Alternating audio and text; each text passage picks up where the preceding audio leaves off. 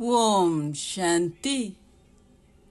11/7/2024 காலை முரளி. ஓம் சாந்தி. பாப் தாதா, மதுவனம்.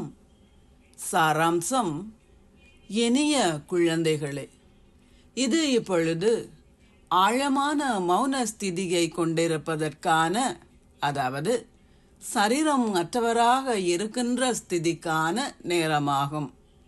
இந்த ஸ்திதியில் நிலைத்திருப்பதை பயிற்சி செய்யுங்கள். கேள்வி: அனைத்திலும் அதி உயர்ந்த இலக்கு எது? நீங்கள் அதனை எவ்வாறு அடைகின்றீர்கள்? பதில்: முற்றிலும் நாகரிகம் உடையவர் ஆகுதலே அதி உயர்ந்த இலக்காகும். உங்கள் பௌதீக அங்கங்களில் சற்றேனும் விஷமத்தனம் இல்லாதிருக்கும் பொழுது மாத்திரமே உங்களால் முற்றிலும் நாகரிகம் உடையவராக முடியும். உங்களுக்கு அத்தகைய ஸ்திதி இருக்கும் பொழுதே உலக ராஜ்யத்தை பெற முடியும். நினைவு கூறப்பட்டுள்ளது, மேலேறுபவர்கள் சொர்க்கத்தின் இனிமையை சுவைக்கின்றார்கள். அதாவது அவர்களால் அரசர்களுக்கெல்லாம் அரசர்கள் ஆக முடியும். இல்லையேல் அவர்கள் பிரஜைகள் ஆகுகின்றார்கள். இப்பொழுது சோதியுங்கள், எனது மனோபாவம் எவ்வாறு உள்ளது? நான் தவறுகள் ஏதேனும் செய்கின்றேனா? ஓம் சாந்தி. தாரணைக்கான சாராம்சம்: 1. உங்களை கவனித்துக் கொள்வதற்கு ஒவ்வொரு அடியிலும் உங்களை சோதியுங்கள். 1.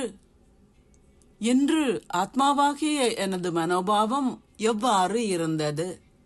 2. எனது கண்கள் குற்றமற்றவையாக இருந்தனவா? 3. சரீர உணர்வின் ஆதிக்கத்தினால் நான் செய்த பாவங்கள் எவை? 2. உங்கள் புத்தியில் அழிவற்ற ஞான செல்வத்தை கிரகித்து பின்னர் அவற்றை தானம் செய்யுங்கள். நிச்சயமாக நினைவு சக்தியின் மூலம் இந்த ஞான வாளை நிரப்புங்கள். ஆசீர்வாதம்: நீங்கள் சத்தியத்தின் அதிகாரத்தை கிரகிப்பதனால் பயமற்றவர்களாகவும் வெற்றியாளர்களாகவும் ஆகி அனைவரையும் கவர்வீர்களாக. சத்தியத்தின் சக்தி மூலம் குழந்தைகளாகிய நீங்கள் மேன்மையானவர்களாகவும் சக்தி வாய்ந்த ஆத்மாக்களாகவும் இருக்கின்றீர்கள். நீங்கள் இந்த உண்மையான ஞானத்தையும் உண்மையான தந்தையையும் உண்மையான பேற்றையும் உண்மையான நினைவையும் உண்மையான தெய்வீக குணங்களையும் உண்மையான சக்திகளையும் பெற்றுள்ளீர்கள். அத்தகைய மகத்தான அதிகாரத்தின் போதை உங்களுக்கு இருக்கும் பொழுது இந்த சத்தியத்தின் அதிகாரம் தொடர்ந்தும் ஒவ்வொரு ஆத்மாவையும் கவரும். பொய்மை பூமியிலும் சத்தியத்தின் சக்தியை கொண்டிருப்பவர்களே வெற்றியாளர்கள்.